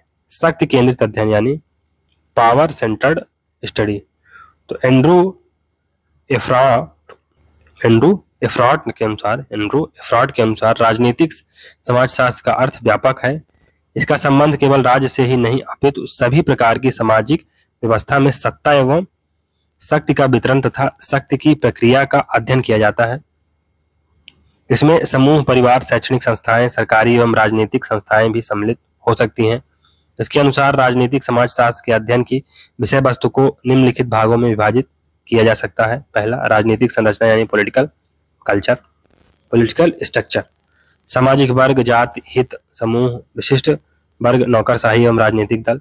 फिर दूसरा है पॉलिटिकल लाइफ यानी राजनीतिक जीवन, तो चुनाव प्रक्रिया, राजनीतिक संचार एवं जनमत। तीसरा है राजनीतिक नेतृत्व यानी पॉलिटिकल रिप्रेजेंटेशन, तो समाज में शक्ति की संरचना एवं समुदाय के प्रकार का अध्ययन। चौथा, राजनीतिक विकास, पॉलिटिकल डेवलपमेंट, सामाजिक परिवर्तन एवं आधुनिकीकरण, सभी सामाजिक संबंधों का अध्ययन। मरियम एवं लासबेल का मानना है कि समाज के सभी समूहों और सभी संबंधों में राजनीतिक समाजशास्त्र विद्यमान होता है। इसमें परिवार, क्लब, कॉलेज भी शामिल हैं। इसी प्रकार रॉबर्ट डहल ने भी समाज के सभी संबंधों को शक्ति अध्ययन में शामिल किया है। व्यापक अभिप्राय। तो रिचर्ड ब्राउन गार्ट ने राजनीतिक समाजशास्त्र को विभिन्न प्रकार के समूहों के बीच गतिशील संबंधों के रूप में व्यक्त किया है। इसमें राजनीति के सामाजिक उत्पत्ति के कारण की व्याख्या होती है, राजनीति की संरचना एवं राजनीतिक प्रक्रियाओं का उल्लेख होता है तथा आसपास के समाज पर संस्कृति और समाज के प्रभाव का अध्ययन भी शामिल किया जाता है। समाजशास्त्र का भाग। तो राजनीतिक समाजशास्त्र में राजनीति एवं समाज की अंतरक्रिया का अध्ययन होता है, परंतु कुछ विचारक इसमें सामाजिक कारकों को प्राथमिकता देते हैं। इसमें लिप्सेट ने अपनी पुस्तक पॉलिटिकल मैन में लिखा है कि सामाजिक कारक राजनीतिक व्यवहार का निर्धारण करते हैं। ब्रेंडिक्स और लिप्सेट ने कहा है कि राजनीतिक समाजशास्त्र का अध्ययन समाज से अलग होता है और राज्य उसका परिणाम है। कोजर ने स्पष्ट किया है कि राजनीति समाजशास्त्र का एक भाग है। राजनीति की स्वायत्तता। तो ऑटोनॉमी ऑफ पॉलिटिक्स। तो सार्टोरी द्वारा राजनीतिक समाजशास्त्र में समाज की प्राथमिकता पर आपत्ति उठाई गई। उनके अनुसार यदि समाज राजनीति को निर्धारित करता है तो इसे सोशियोलॉजी ऑफ पॉलिटिक्स कहा जाएगा और राजनीतिक समाज के अधीन हो जाएगा। इसलिए सार्टोरी ने sociology of politics and politics sociology में अंतर बताया। सार्टोरी का मानना है कि राजनीतिक समाजशास्त्र का भाग नहीं है बल्कि यह स्वायत्त है यानी ऑटोनॉमस, और राजनीतिक समाजशास्त्र में राजनीति की प्राथमिकता विद्यमान है। रेमंड एराव का भी मानना है कि राजनीतिक समाजशास्त्र सामाजिक एवं राजनीतिक घटनाओं की परंपरा, सामाजिक एवं राजनीतिक घटनाओं की परस्पर अंतरक्रिया से ही निर्मित होता है। राजनीतिक अर्थशास्त्र। Political economy. तुलनात्मक राजनीति के आधुनिक उपागम में संविधान एवं सरकार के अध्ययन के बजाय राजनीतिक एवं आर्थिक अवयवों के बीच अंतर्निर्भरता की खोज की गई है। इसलिए पॉलिटिकल इकोनॉमी का विचार राजनीतिक समाजशास्त्र के निकट प्रतीत होता है। पॉलिटिकल इकोनॉमी के द्वारा ऑर्गेन्स्की ने वृद्धि या विकास के विभिन्न चरणों की खोज की, स्टेजेज ऑफ ग्रोथ की बात की। उनके अनुसार राज्य का विकास निम्नलिखित चरणों में होता है। पहला तो यूनिफिकेशन होगा यानी एकीकरण, राष्ट्र राज्यों का एकीकरण। फिर दूसरा औद्योगिकीकरण यानी इंडस्ट्रियलाइजेशन, तो उत्पादन के तरीकों में बदलाव। तीसरा कल्याण यानी वेलफेयर, कल्याणकारी राज्य, वेलफेयर स्टेट। प्रचुरता यानी अबंडेंस, संपन्नता, अफ्लुएंस। तो अफ्लुएंस इन स्विट्जरलैंड, राज्य द्वारा शिक्षा स्वास्थ्य निःशुल्क उपलब्ध कराई जाती है। 1960 के दशक में अर्थशास्त्री डब्ल्यू रोस्टोव ने स्टेजेज ऑफ ग्रोथ की बात की। विकास के चरण, पहला है परंपरागत समाज यानी ट्रेडिशनल सोसाइटी। दूसरा पूर्व की स्थिति के लिए दौड़, तो precondition for take off. तीसरा परंपरागत समाज को आधुनिक समाज की ओर बढ़ाने की दौड़, तो टेक ऑफ हो चुका है। तीसरा परिपक्वता की ओर बढ़ना, ड्राइव टुवर्ड मैच्योरिटी। तीसरा उच्च उपभोग की व्यवस्था यानी एज ऑफ हाई कंजम्पशन। फिर गुणवत्ता की खोज यानी search for quality. W Rostow ने विकास के इस मॉडल को पूरे विश्व के लिए उपयोगी बताया। उनका यह दावा था कि सभी समाज विकास की इसी प्रक्रिया के अनुसार समृद्धि के रास्ते पर बढ़ेंगे और नव स्वतंत्र एशियाई अफ्रीकी देशों के लिए भी विकास का यही मॉडल लागू होता है। इसलिए उन्होंने उपनिवेशवाद और साम्राज्यवाद जैसी मान्यताओं को दरकिनार कर दिया एवं मार्क्सवादी राजनीतिक अर्थशास्त्र की मान्यताओं को पूर्णतः खारिज कर दिया। राजनीतिक अर्थव्यवस्था का अन्य परिप्रेक्ष्य, तो चिलकोटे ने अपनी किताब थ्योरीज ऑफ कंपैरेटिव पॉलिटिक्स में राजनीतिक शास्त्र को निम्नलिखित रूप में चित्रित किया। राजनीतिक शास्त्र के सिद्धांत के विकास को निम्नलिखित क्रम के अनुसार व्यवस्थित किया जा सकता है। वणिकवाद यानी मर्केंटलिज्म। इसके अनुसार राजनीतिक अर्थशास्त्र के अध्ययन का मूल उद्देश्य राष्ट्रीय संपत्ति में वृद्धि करना है। इनकी मान्यता के अनुसार व्यक्ति का स्वभाव मूलतः स्वार्थी होता है, इसलिए व्यक्ति के स्वभाव को नियंत्रित करने की आवश्यकता होती है। इसके अनुसार राज्य का सबसे बड़ा दायित्व सुरक्षा बनाए रखना है। इसके लिए राष्ट्रीय संपत्ति में वृद्धि आवश्यक है व इसके लिए राज्य का आर्थिक गतिविधियों में हस्तक्षेप आवश्यक है। राज्य द्वारा आयात को हतोत्साहित करने का प्रयत्न होना चाहिए एवं निर्यात को बढ़ावा देने का प्रयास होना चाहिए। उदारवादी यानी लिबरलिज्म या लिबरल पॉलिसी, तो उसमें इंग्लैंड के राजकीय अर्थशास्त्रियों ने उदारवादी राजनीतिक अर्थशास्त्र के सिद्धांत का निर्माण किया। इसमें एडम स्मिथ, रिकार्डो एवं माल्थस उल्लेखनीय है। उनके अनुसार प्रत्येक व्यक्ति सदैव अपने हितों के लिए कार्य करता है, इसलिए बाजारवादी अर्थव्यवस्था सर्वश्रेष्ठ है, जिसमें व्यक्ति की मांगें तार्किक रूप में पूर्ण हो जाती हैं तथा समूचे समाज की भलाई भी हो जाती है, क्योंकि समाज मूलतः व्यक्तियों का योग है। बाजार में मांग एवं आपूर्ति द्वारा एक स्वाभाविक सामंजस्य उत्पन्न हो जाता है एवं मुक्त व्यापार सभी के लिए लाभकारी है। इन विचारों ने तुलनात्मक लाभ के सिद्धांत का समर्थन करते हुए कहा कि प्रत्येक समुदाय कुछ विशेष वस्तुओं के निर्माण में कुशल होता है, इसलिए बाजार में सभी को लाभ प्राप्त होता है। आलोचकों के अनुसार उदारवादी राजनीतिक अर्थव्यवस्था का समर्थन आर्थिक रूप से शक्तिशाली राष्ट्रों ने किया, जबकि अशक्त राष्ट्रों ने सदैव संरक्षणकारी यानी प्रोटेक्शनिस्ट नीतियों का समर्थन किया। इसलिए द्वितीय विश्व युद्ध के पश्चात तीसरी दुनिया के अधिकांश देशों ने उदारवादी राजनीतिक अर्थव्यवस्था के मॉडल को अस्वीकार कर दिया। जॉन मेनार्ड कीन्स ने अपनी रचना the general theory of employment, interest and money 1936 में आती है, में राज्य द्वारा आर्थिक गतिविधियों में हस्तक्षेप का पूर्ण समर्थन किया। इसके अनुसार राज्य के हस्तक्षेप के द्वारा ही पूंजीवादी अर्थव्यवस्था को आर्थिक मंदी से बचाया जा सकता है अतः कीन्स ने कल्याणकारी राज्य का आधार रखा, तो वेलफेयर स्टेट का कॉन्सेप्ट कीन्स ने रखा। वर्ष 1980 के दशक में कीन्सवादी राजनीतिक अर्थशास्त्र का तो पश्चिमी यूरोप एवं अमेरिका में नव उदारवादी नीतियों का समर्थन किया। नव उदारवादियों ने भूमंडलीकरण को सभी के लिए लाभप्रद माना, यानी ग्लोबलाइजेशन को नियो लिबरलिस्ट सभी के लिए लाभप्रद मानते हैं। विश्व व्यापार संगठन यानी WTO के माध्यम से मुक्त बाजारवादी प्रणाली को संस्थाकृत करने पर यानी इंस्टीट्यूशनलाइज्ड करने पर बल दिया गया। फ्री मार्केट इकोनॉमिक सिस्टम को इंस्टीट्यूशनलाइज्ड करने का पर बल दिया गया। वर्तमान वैश्विक आर्थिक मंदी के परिणाम स्वरूप नव उदारवादी नीतियों एवं भूमंडलीकरण की नीतियों पर पुनर्विचार किया जा रहा है व अधिकांश राज्यों द्वारा संकटकारी नीतियों का प्रयोग हो रहा है। तो अब फिर से जो नियो लिबरल पॉलिसीज थी वो अपने बैक ट्रैक पर हैं या रिट्रीट पर हैं। अब फिर से संरक्षणवादी नीतियों यानी प्रोटेक्शनिस्ट पॉलिसीज पर ध्यान दिया जा रहा है। तो अमेरिका फर्स्ट डोनाल्ड ट्रंप द्वारा नारा दिया जाना, भारत का आत्मनिर्भर भारत, ये सब प्रोटेक्शनिस्ट पॉलिसीज के ही उदाहरण है। इससे ग्लोबलाइजेशन को एक प्रकार से खतरा उत्पन्न हो रहा है। मार्क्सवादी सिद्धांत यानी मार्क्सिस्ट थ्योरी, मार्क्सवादी सिद्धांत में शास्त्रीय उदारवादियों की प्राकृतिक सामंजस्य की मान्यता का जोरदार खंडन किया गया। तो मार्क्सवादी सिद्धांत में शास्त्रीय उदारवादियों की प्राकृतिक सामंजस्य की मान्यता का जोरदार खंडन किया गया। मार्क्सवादियों के अनुसार उदारवादियों ने पूंजीवाद का औचित्य सिद्ध करने के लिए बाजारवादी नियमों को प्राकृतिक मान लिया, जबकि वास्तविक रूप में यह शोषण पर आधारित है। इसलिए मार्क्स ने पूंजीवाद के विध्वंस का नारा दिया। लेनिन के अनुसार साम्राज्यवाद पूंजीवाद का विकसित रूप है। तो लेनिन क्या कहते हैं कि imperialism is the highest stage of capitalism. Marks एवं लेनिन की इन्हीं मान्यताओं का व्यवस्थित रूप पराश्रितता सिद्धांतकारों ने निर्मित किया। तो ये डिपेंडेंसी थ्योरिस्ट, इन्होंने मार्क्स एवं लेनिन की इन्हीं मान्यताओं का व्यवस्थित स्वरूप प्रकट किया। तो डिपेंडेंसी थ्योरी क्या है? पराश्रिता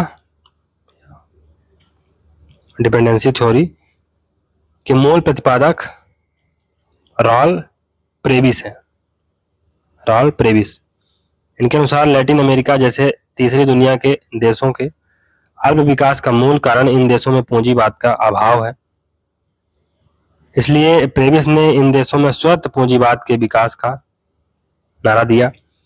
मार्क्सवादी पराश्रितता सिद्धांतकारों ने मार्क्सिस्ट डिपेंडेंसी थ्योरिस्टों ने पूंजीवादी व्यवस्था को नष्ट करने पर बल दिया। उनके अनुसार विकासशील देशों के पिछड़े होने का मूल कारण इनके विकसित देशों द्वारा किया गया शोषण है। तो विकासशील देशों के पिछड़े होने का मूल कारण इनका विकसित देशों द्वारा किया गया शोषण है। वॉलरस्टीन ने विश्व व्यवस्था का विश्लेषण करते हुए डिपेंडेंसी थ्योरी की मान्यता में आंशिक परिवर्तन किया। उनके अनुसार विकासशील देश भी विकसित पूंजीवादी देशों की श्रेणी में पहुंच सकते हैं, इसलिए कोर, परिधि और अर्ध परिधि के मध्य स्थानांतरण संभव है। तो ये कोर, पेरिफेरी और सेमी पेरिफेरी का कॉन्सेप्ट देते हैं।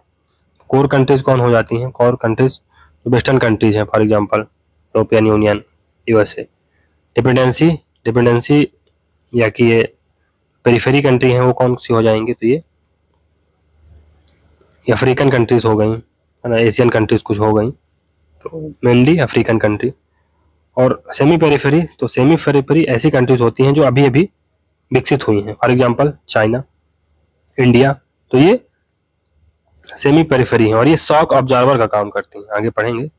इनके अनुसार कोर के राष्ट्र परिधि के राष्ट्रों का शोषण करते हैं, तो जो कोर के राष्ट्र होंगे ये पेरिफेरी में जो देश हो गए, फॉर एग्जांपल अफ्रीकन कंट्रीज हो गए, लैटिन अमेरिकन कंट्रीज हो गए, तो इनका ये शोषण करते हैं। एकाधिकारी पूंजीवाद यानी मोनोपोलिस्टिक कैपिटलिज्म का विचार बरान एवं स्वीजी ने दिया। बरान एवं स्वीजी ने दिया। अल्प विकास की पूंजीवादी विकास की मान्यता को फ्रैंक एवं रोडनी द्वारा विकसित किया गया। तो डेवलपमेंट ऑफ अंडर डेवलपमेंट की पूंजीवादी विकास की मान्यता को फ्रैंक एवं रोडनी द्वारा विकसित किया गया। उप साम्राज्यवाद का विकास मॉर्नी के द्वारा किया गया। एंद्रेदे के विकास के खंभे यानी पोल्स ऑफ डेवलपमेंट का विचार दिया। तो एंद्रेदे ने विकास के खंभे यानी पोल्स ऑफ डेवलपमेंट का विचार दिया। आंतरिक उपनिवेशवाद का विचार कैसनोवा द्वारा दिया गया, यानी इंटरनल कोलोनियलिज्म का विचार किसने दिया? कैसनोवा ने दिया। डिपेंडेंसी कैपिटलिस्ट डेवलपमेंट का विकास का सिद्धांत कार्डोसो द्वारा दिया गया। तो पराश्रित पूंजीवादी विकास का सिद्धांत कार्डोसो द्वारा दिया गया। संरचनात्मक साम्राज्यवाद यानी स्ट्रक्चरल इंपीरियलिज्म का विकास गल्टुंग द्वारा किया गया। तो संरचनात्मक साम्राज्यवाद का विचार गल्टुंग द्वारा दिया गया। पराश्रितता सिद्धांतकारों ने अपनी मूल मान्यता लेनिन के विचारों से प्राप्त की। इनके अनुसार विश्व व्यापार में विनिमय की असमानता व्याप्त है। कच्चे पदार्थों का उत्पादन विकासशील देश करते हैं, किंतु विश्व व्यापार में सबसे ज्यादा लाभ विकसित देशों को प्राप्त होता है। इनके अनुसार विकासशील देश अल्प विकास के शिकार हैं, यानी अंडर डेवलपमेंट के शिकार हैं। इनके अंडर डेवलपमेंट का मूल कारण साम्राज्यवादी शोषण है। इन सिद्धांतकारों के अनुसार तीसरी दुनिया के देश अविकसित, अनडेवलप्ड नहीं अपितु अल्प विकसित यानी अंडर डेवलप्ड है। डिपेंडेंसी थ्योरी के मान्यताकारों में आंद्रे गुंडर फ्रैंक और समीर अमीन प्रमुख हैं। तो एजी फ्रैंक और समीर अमीन प्रमुख हैं। फिर नियो डिपेंडेंसी थ्योरी तो नव पराश्रितता सिद्धांत का विकास डैश संतोष ने किया। तो नियो डिपेंडेंसी थ्योरी का विकास किसने किया? डैश संतोष ने किया। इसमें बहुराष्ट्रीय कंपनियों के द्वारा सभी देशों का शोषण किया जाता है। इसे नव कारपोरेटवाद भी कहा जाता है। तो नियो कारपोरेटिज्म भी इसे कहा जाता है। नव उपनिवेशवाद तो नियो कोलोनियलिज्म, ये क्या है? इस शब्द का इस्तेमाल एन क्रूमा द्वारा किया गया। एन क्रूमा की रचना नियो कोलोनियलिज्म 1965 है। नव उपनिवेशवाद की संकल्पना द्वितीय विश्व युद्ध के बाद आई। नियो कोलोनियलिज्म का आशय विकसित देशों द्वारा आर्थिक तकनीकी रूप में विकासशील देशों पर प्रभुत्व कायम करने से है। परंपरागत उपनिवेशवाद का आशय राजनीतिक एवं प्रशासनिक रूप से किसी देश पर प्रभुत्व से लिया जाता है। नव संस्थावाद यानी न्यू इंस्टीट्यूशनल अप्रोच, व्यवहारवादियों के द्वारा परंपरागत अध्ययन को अस्वीकार कर दिया गया, जबकि वस्तुनिष्ठ अध्ययन पर बल दिया गया। और न्यू इंस्टीट्यूशनलिस्ट ने व्यवहारवादियों के वैज्ञानिक अध्ययन पद्धति एवं परंपरागत दृष्टिकोण के बीच समन्वय तथा सामंजस्य स्थापित करने का प्रयास किया और परंपरागत उपागम में संस्थाओं का अध्ययन संविधान के द्वारा किया गया, जबकि नियो इंस्टीट्यूशनलिस्ट ने संस्थाओं का अध्ययन वैज्ञानिक रूप में किया तथा इसे सामाजिक संदर्भ में भी देखने का प्रयास किया। वर्ष 1984 में जेम्स जी मार्च और जॉन ओल्सन द्वारा द न्यू इंस्टीट्यूशनलिज्म ऑर्गेनाइजेशनल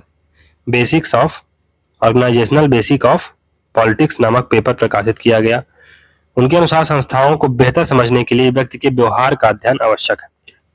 तुलनात्मक राजनीति में परंपरागत उपागम के पश्चात संस्थाओं की पूर्णतः उपेक्षा की गई तथा राजनीतिक व्यवस्था के प्रकार एवं परिवेश पर प्रमुख बल दिया गया, परंतु नियो इंस्टीट्यूशनलिस्ट के द्वारा संस्थाओं के महत्व को पुनः स्वीकार किया गया।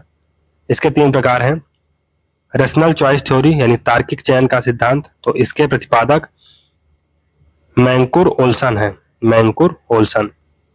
उनके अनुसार व्यक्ति विवेकशील प्राणी है, प्रत्येक व्यक्ति अपने लाभ को बढ़ाना चाहता है, इसलिए ये संस्थाओं का अध्ययन व्यक्तियों के इसी तार्किक चयन के अनुसार करना चाहिए। तो इसलिए ये संस्थाओं का अध्ययन व्यक्ति के इसी तार्किक चयन के अनुसार करना चाहिए। इनके अनुसार संस्थाओं का प्रभाव व्यक्ति के चयन पर भी पड़ता है। तार्किक चयन नियो इंस्टीट्यूशनलिस्ट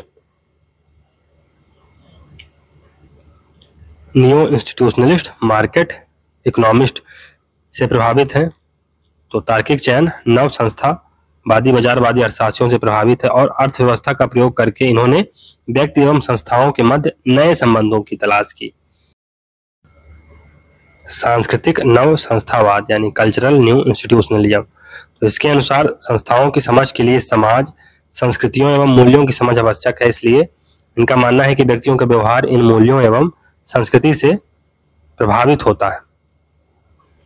तीसरा है संरचनात्मक नव संस्थावाद, स्ट्रक्चरल न्यू इंस्टीट्यूशनलिज्म।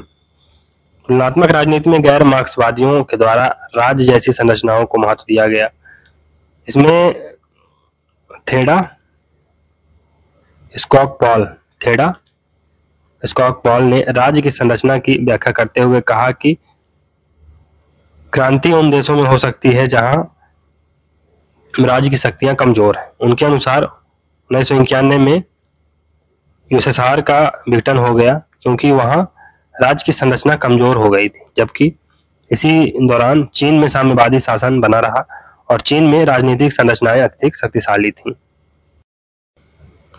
तो दोस्तों चलिए कंपैरेटिव पॉलिटिक्स को कंसाइज फॉर्म में थोड़ा सा और देखने का प्रयास करते हैं। सबसे पहले इंस्टीट्यूशनल अप्रोच आई, तो सबसे पहले संस्थागत अप्रोच आई। तो संस्थागत अप्रोच क्या थी? तो इसमें कंपैरेटिव पॉलिटिक्स और गवर्नमेंट का अध्ययन किया जाता था, जिसका फोकस था स्ट्रक्चर और डायनेमिक्स ऑफ वर्किंग इंस्टीट्यूशन। तो इसका फोकस क्या था? स्ट्रक्चर और डायनेमिक्स ऑफ वर्किंग इंस्टीट्यूशन। शुरुआती दौर में इंस्टीट्यूशनल अप्रोच का कैसे उद्गम होता है? अरिस्टोटल ऐसे पहले व्यक्ति थे जिन्होंने कंपैरेटिव स्टडी की गवर्नमेंट्स की सबसे पहले। दूसरा, अरिस्टोटल ने जो ग्रीक सिटी स्टेट में कॉन्स्टिट्यूशन और प्रैक्टिसेस थी उनको कंपेयर किया जो बारबेरियन स्टेट में कॉन्स्टिट्यूशन और प्रैक्टिसेस थी। टोटल 158 कॉन्स्टिट्यूशंस का अध्ययन किया। 19वीं और 20वीं सदी में कैसे कंपैरेटिव गवर्नमेंट अप्रोच डेवलप होती है, तो लेट 19th सेंचुरी और शुरुआती 20वीं सदी में thinkers for example Bryce, Lowell और ऑर्गेन्स्की ने जो इंस्टीट्यूशनल अप्रोच थी उसके स्कोप और अप्रोच को चेंज किया। जीन ब्लॉन्डेल का मानना था कि ब्राइस और लॉवेल कंपैरेटिव गवर्नमेंट अप्रोच के सच्चे फाउंडर रहे हैं या ट्रू फाउंडर हैं। ऐसा कौन मानते हैं? जीन ब्लॉन्डेल। मेन पॉइंट क्या है कि कंपैरेटिव गवर्नमेंट अप्रोच का फोकस क्या था? Study of formal institutional structure. तो इनका फोकस क्या था? फॉर्मल इंस्टीट्यूशनल स्ट्रक्चर की स्टडी पर, जिनका मेन एम्फसिस जोर किस पर होता था? इन फॉर्मल इंस्टीट्यूशनल स्ट्रक्चर के लीगल पावर और फंक्शन पर। मेन थिंकर कौन कौन थे कंपैरेटिव अप्रोच के? तो थिंकर्स और उनकी बुक, तो ब्राइस थे, इनकी बुक का क्या नाम था? द अमेरिकन कॉमनवेल्थ, 1888 में आती है the American Commonwealth. Modern democracies 1921 में, मॉडर्न डेमोक्रेसीज प्रीवियस ईयर का क्वेश्चन भी है। तो ये चीज़ें जो लास्ट में होता है दोस्तों, ये सबसे ज़्यादा महत्वपूर्ण है। अंतिम में रिवीजन के समय केवल आप इतना बस पढ़ के चले जाएंगे तो 50 से 55 क्वेश्चन इससे से फंस जाएगा, बाकी कुछ तुक्का कुल मिला के नेट निकल जाएगा। अमेरिकन कॉमनवेल्थ 1888 में आती है। Modern democracies 1921। लॉवेल पे government and parties in continental Europe, governments and parties in continental Europe, ये 1896 में बुक आती है। Public opinion and popular government 1913 में, ये देखिए। ऑर्गेन्स्की, तो इनकी बुक का क्या नाम है, democracy and the organization of political party, 1902 में बुक आती है, democracy and the organization of political party. Herman Finer, तो इनकी बुक है theory and practice of modern government, 1932 में। फिर कार्ल फ्रेडरिक, तो इनकी बुक का क्या नाम है, कॉन्स्टिट्यूशनल गवर्नमेंट एंड डेमोक्रेसी, 1932 में आती है, constitutional government and democracy. Criticism क्या है इंस्टीट्यूशनल अप्रोच का, तो ये एथनोसेंट्रिक है, यानी इसकी जो मेन स्टडी का फोकस बिंदु है वो यूरोपियन डेमोक्रेसीज पर है, इसलिए ये एथनोसेंट्रिक है। फिर इसका जो नेचर है वो प्रिस्क्रिप्टिव है और नॉर्मेटिव है। प्रिस्क्रिप्टिव यानी केवल ये प्रिस्क्रिप्शन देती है, और नॉर्मेटिव है अप्रोच में। फिर दूसरा है हिस्टोरिकल, इसका नेचर है हिस्टोरिकल भी है लेकिन एनालिटिकल नहीं है, विश्लेषणात्मक नहीं है। हिस्टोरिकल तो है लेकिन विश्लेषणात्मक नहीं। न्यू इंस्टीट्यूशनलिज्म, तो इसको देखते हैं। तो न्यू इंस्टीट्यूशनलिज्म में इंस्टीट्यूशनलिज्म का यानी संस्थावाद का रिवाइवल होता है, जो कि जो प्रीवियस थ्योरी थी उसके लिमिट से बियॉन्ड जाके चीज़ों को एक्सप्लेन करने की कोशिश करती है। फोकस क्या है न्यू इंस्टीट्यूशनलिज्म का, तो ये जो फॉर्मल स्टडी है इंस्टीट्यूशन की और गवर्नमेंट की उसके बियॉन्ड जाती है, और ये फोकस करती है कि कैसे इंस्टीट्यूशन और इंडिविजुअल एक्टर्स पॉलिटिकल डिसीजन को सेव करते हैं। कहाँ और कैसे इंस्टीट्यूशनल अप्रोच ओरिजिनेट होती है, न्यू इंस्टीट्यूशनल अप्रोच ओरिजिनेट होती है, तो यूएसए में 1980 के दशक में इसका ओरिजिन होता है। थिंकर कौन कौन से थे न्यू इंस्टीट्यूशनल अप्रोच के, तो जेम्स जी मार्च और जॉन पी ओल्सन है। जेम्स जी मार्च और जॉन पी ओल्सन है। उनके द्वारा भी कौन कौन सी लिखी गई, तो मार्च और ओल्सन के द्वारा 3 बुक लिखी गई। कौन कौन सी, पहली है the new institutionalism organizational factor in political life, 1984 में। Discovering institution the organizational basis of politics, 1989, और डेमोक्रेटिक गवर्नेंस, 1995। न्यू इंस्टीट्यूशनलिज्म की कितनी ब्रांचेस हैं, कितनी इसकी शाखाएं हैं न्यू इंस्टीट्यूशनलिज्म की, नव संस्थावाद की 3 ब्रांचें हैं। कौन कौन सी, हिस्टोरिकल इंस्टीट्यूशनलिज्म, सोशियोलॉजिकल इंस्टीट्यूशनलिज्म और रैशनल चॉइस अप्रोच, ये आ भी चुका है क्वेश्चन। पॉलिटिकल इकोनॉमी अप्रोच क्या है, तो डेफिनेशन, तो पॉलिटिकल इकोनॉमी अप्रोच हमारे सोशल और पॉलिटिकल फिनोमेना को अंडरस्टैंड करने की कोशिश करती है, जहां पर इकोनॉमिक्स और पॉलिटिक्स आपस में अलग अलग चीज़ों, अलग अलग डोमेन के रूप में नहीं देखे जाते हैं। तो ये हमारे सोशल और पॉलिटिकल फिनोमेना को अंडरस्टैंड करने की कोशिश करती है, जहां पर इकोनॉमिक और पॉलिटिक्स आपस में सेपरेट डोमेन के रूप में नहीं देखे जाते। इनका फोकस क्या है, तो पॉलिटिकल डेवलपमेंट के तरीके, तो पॉलिटिकल डेवलपमेंट के विकास के तरीके, मतलब क्या तरीका होगा पॉलिटिकल डेवलपमेंट का, विकास का क्या तरीका होगा, ये इनकी कॉमन प्रॉब्लम है। यह अप्रोच इस चीज को समझने का प्रयास करती है कैसे इकोनॉमिक फोर्सेस पॉलिटी के साथ कंबाइन करके, और कैसे है ना जो इकोनॉमिक फोर्सेस हैं कैसे पॉलिटी के साथ कंबाइन होती हैं, और कैसे ये वर्ल्ड लेवल पर नेशन की एक हायरार्की बनाती हैं, वर्ल्ड लेवल पर नेशंस की एक हायरार्की बनाती हैं। मेन थिंकर कौन कौन से हैं, तो एडम स्मिथ हैं, जिन्हें मॉडर्न पॉलिटिकल इकोनॉमी का फादर कहा जाता है। बुक का क्या नाम है, inquiry into the nature and causes of wealth of nation, inquiry into the nature and causes of wealth of nation, ये 1776 में आती है। उन्होंने लेबर थ्योरी ऑफ वैल्यू दिया है, और उन्होंने theory of invisible hand, supply और डिमांड की जो अदृश्य हाथ का सिद्धांत इन्होंने दिया है, theory of invisible hand. David Ricardo, इन्होंने कंपैरेटिव एडवांटेज का सिद्धांत दिया। कार्ल मार्क्स, तो कार्ल मार्क्स ने कभी भी पॉलिटिकल इकोनॉमी को डिफाइन नहीं किया, लेकिन एंजल्स ने किया है।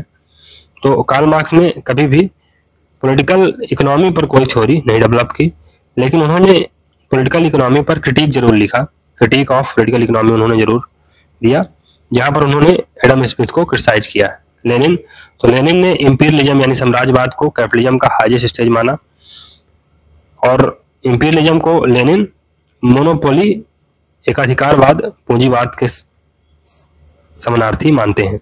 मेन सब्जेक्ट क्या है, तो पॉलिटिकल इकोनॉमी का इम्पैक्ट कहाँ, कंपैरेटिव पॉलिटिक्स में स्टडी किया जाता है। तो इम्पैक्ट ऑफ मॉडर्नाइजेशन थ्योरी, तो मॉडर्नाइजेशन थ्योरी का क्या इम्पैक्ट रहा, इस पर स्टडी की जाती है। तो जो मेन फोकस था मॉडर्नाइजेशन थ्योरी का वो ये था कि जो न्यूली इंडिपेंडेंट कंट्री थे, जो अभी नए नए स्वतंत्र हुए देश थे, उनको फर्स्ट वर्ल्ड जो कंट्रीज थे उनके स्टैंडर्ड में लाना, ये इसका मेन उद्देश्य था। और टूल क्या था, हथियार क्या था जिसके माध्यम से मॉडर्नाइजेशन किया जा सके, तो पॉलिटिकल डेवलपमेंट राजनीतिक विकास टूल था, जिसके माध्यम से जो न्यूली इंडिपेंडेंट कंट्रीज थे थर्ड वर्ल्ड की, उन्हें फर्स्ट वर्ल्ड कंट्रीज के समकक्ष खड़ा किया जा सके। मेन थिंकर कौन कौन से थे, W.W. रोस्टोव, इनकी बुक का क्या नाम है, the stages of economic growth a new communist manifesto, the stages of economic growth a non communist manifesto. तो ये 1960 में बुक आती है। इसमें उन्होंने इकोनॉमिक ग्रोथ के, आर्थिक विकास के 5 स्टेजेज बताई हैं। कौन कौन से, ट्रेडिशनल स्टेज, फिर दूसरा precondition for take off, तीसरा टेक ऑफ, चौथा ड्राइव टू मैच्योरिटी, और 5वां high mass consumption. Dependency theory का क्या इम्पैक्ट रहा, तो डिपेंडेंसी थ्योरी बेसिकली जो मॉडर्नाइजेशन थ्योरी है उसका क्रिटिक उपलब्ध कराती है या क्रिटिक करती है, उसको क्रिटिसाइज करती है। मेन थिंकर कौन कौन से हैं, तो A.G. फ्रैंक हैं, प्रेविस हैं, सिंगर हैं, समीर अमीन हैं, पॉल बारेन हैं, पॉल स्वीजी हैं, कार्डोसो हैं, फुर्टाडो हैं, संकेल हैं, डोस संतोष हैं। तो A.G. फ्रैंक ने कौन सा कॉन्सेप्ट दिया है, डेवलपमेंट वर्सेस अंडर डेवलपमेंट। इनको जो का त्यों याद रखिएगा, अगर इंग्लिश में याद करना है तो इंग्लिश में ही याद कर लीजिएगा कि A.G. फ्रैंक ने डेवलपमेंट एज अंडर डेवलपमेंट का कॉन्सेप्ट दिया है। डेवलपमेंट एज अंडर डेवलपमेंट, ये प्रीवियस ईयर का क्वेश्चन है और ये आने की संभावना है बिल्कुल। समीर अमीन इन्होंने कॉन्सेप्ट दिया है थ्योरी ऑफ अनइक्वल एक्सचेंज। डोस संतोष ने कॉन्सेप्ट दिया है न्यू डिपेंडेंसी। कार्डोसो ने डिपेंडेंसी एंड डेवलपमेंट का कॉन्सेप्ट दिया है। पॉल बारेन और पॉल स्वीजी ने डिपेंडेंसी एंड इंपीरियलिज्म का कॉन्सेप्ट दिया है। सिंगर एंड प्रेविस ने टर्म्स ऑफ ट्रेड TOT का थेसिस प्रोवाइड किया है। फिर इमैनुअल वालरस्टीन ने वर्ड सिस्टम थ्योरी कॉन्सेप्ट दिया है। पॉलिटिकल कल्चर के बारे में देखते हैं, तो डेफिनेशन क्या है कि political culture basically beliefs, values, norms और अजम्पशन का एक समुच्चय है। इसका कंसर्न है कि कैसे गवर्नमेंट, पॉलिटिक्स और इकोनॉमिक लाइफ कैरी आउट की जा रही है या कैसे इसको कैरी आउट किया जाना चाहिए। इसका फोकस कहाँ है, पॉलिटिकल बिलीव्स पर है, वैल्यूज पर है, पॉलिटिकल सिम्बल्स पर है, पॉलिटिकल एक्शंस पर है, ओरिएंटेशन पर है। मेन थिंकर कौन कौन से हैं, पहले हैं गैब्रियल आलमंड और सिडनी बर्बा। उन्होंने 1963 में पॉलिटिकल कल्चर को डिफाइन किया, कैसे कि पॉलिटिकल ओरिएंटेशन और एटीट्यूड। पॉलिटिकल कल्चर क्या है या पॉलिटिकल कल्चर क्या है कि किसी एक पॉलिटिकल सिस्टम के प्रति, किसी भी पॉलिटिकल सिस्टम या राजनीतिक व्यवस्था के प्रति लोगों का एटीट्यूड और उनकी पॉलिटिकल ओरिएंटेशन क्या है, राजनीतिक अभिविन्यास और उनका एटीट्यूड क्या है किसी भी पॉलिटिकल सिस्टम के प्रति, यही है पॉलिटिकल कल्चर। सिडनी और बर्बा ने 1963 में 5 डायमेंशन, पॉलिटिकल कल्चर के 5 डायमेंशन को आइडेंटिफाई किया। कौन कौन से, इसमें एक पहला है सेंस ऑफ नेशनल आइडेंटिटी। तो सबसे पहले तो एक राष्ट्रीयता की भावना होनी चाहिए। दूसरा, लोग खुद के बारे में क्या सोचते हैं as a participant in political life. तो पॉलिटिकल लाइफ में, राजनीतिक जीवन में एक पार्टिसिपेंट के रूप में लोग खुद के बारे में क्या सोचते हैं, उनका अपने जो फेलो सिटीजन हैं उनके बारे में क्या सोचना है। तीसरा, एटीट्यूड एंड एक्सपेक्टेशन क्या है उनकी गवर्नमेंट से, ये आउटपुट और परफॉर्मेंस पर बेस्ड है। पांचवा, लोगों का political process of decision making के नॉलेज के प्रति क्या एटीट्यूड है। ये 5 चीजें इसमें आती हैं।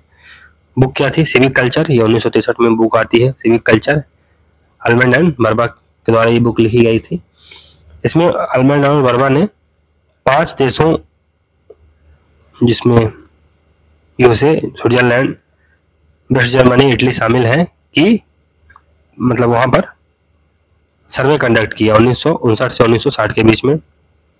फिर उन्होंने 3 प्रकार के ब्रॉडली पॉलिटिकल कल्चर बताए हैं। पहला पैरोकियल पॉलिटिकल कल्चर, तो यहाँ पर पार्टिसिपेशन 0% होगा। सब्जेक्ट पॉलिटिकल कल्चर, इसमें 50% के लगभग पार्टिसिपेशन होगा, और पार्टिसिपेंट कल्चर, इसमें 100% पार्टिसिपेशन होगा। तो पार्टिसिपेटरी कल्चर के उदाहरण कौन कौन से हैं? यूएसए है, स्विट्जरलैंड है, स्कैंडिनेवियन कंट्रीज हैं, for example Finland, Norway, Sweden, Denmark. Subject culture तो चाइना। पैरोकियल कल्चर तो Uganda, Cuba, Libya, north Korea. Homogeneous culture ये यूनाइटेड किंगडम में, ये क्वेश्चन आ भी चुका है, homogeneous culture. Subject participatory culture, ये जो पूर्व सोवियत संघ था उसमें देखा जा सकता है। और एलीट मास कल्चर, ये भारत में एलीट मास कल्चर। अल्मंड और पावेल के अनुसार 3 प्रकार के राजनीतिक ओरिएंटेशन या राजनीतिक रुझान होता है। 3 प्रकार का, कौन कौन सा? कॉग्निटिव ओरिएंटेशन, दूसरा अफेक्टिव ओरिएंटेशन, तीसरा इवैल्यूएटिव ओरिएंटेशन। डेविड और स्टर्न का सिस्टम अप्रोच, तो ये तो हम लोगों ने पढ़ा है, तो इसमें बहुत ज़्यादा पढ़ने की जरूरत नहीं है, बस यही है द पॉलिटिकल सिस्टम। इसमें डिमांड होती है और सपोर्ट होता है जो कि पॉलिटिकल सिस्टम में जाता है, और डिसीजन और आउटकम के रूप में, डिसीजन या एक्शन के रूप में आउटकम आता है, जो कि फीडबैक लूप के थ्रू फिर से इनपुट का काम कर देता है। ये इन्वायरमेंट है, इसमें एक पूरी बाउंड्री होती है, बाउंड्री जिसके बाहर चीज़ें नहीं जाती, ये पूरी चीज़ है इसमें। तो ये थोड़ा सा पॉलिटिकल सिस्टम फीचर क्या है स्टर्न के सिस्टम अप्रोच का, कि वैल्यूज आर अथॉरिटेटिवली एलोकेटेड। तो वैल्यूज का अथॉरिटेटिवली एलोकेशन किया जाता है। पॉलिटिकल सिस्टम डायनेमिक है, ये ओपन है और अडेप्टिव है। पॉलिटिकल सिस्टम को साइक्लिक मॉडल या लूप मॉडल भी कहा जा सकता है। और जो पॉलिटिकल सिस्टम है ये डेविड स्टर्न के लिए यूनिट लेवल एनालिसिस है, और ये इंट्रा सिस्टम बिहेवियर यानी विदिन सिस्टम बिहेवियर पर भी फोकस करता है। फिर अल्मंड एंड पावेल का स्ट्रक्चरल फंक्शनल अप्रोच है, इसको भी हम लोगों ने पढ़ा था बहुत ही अच्छी तरह से। लेकिन इसमें याद रखिएगा कि कोई भी फीडबैक सिस्टम नहीं है अल्मंड के स्ट्रक्चरल फंक्शनल मॉडल में, ये याद रखिएगा, कोई फीडबैक सिस्टम नहीं है।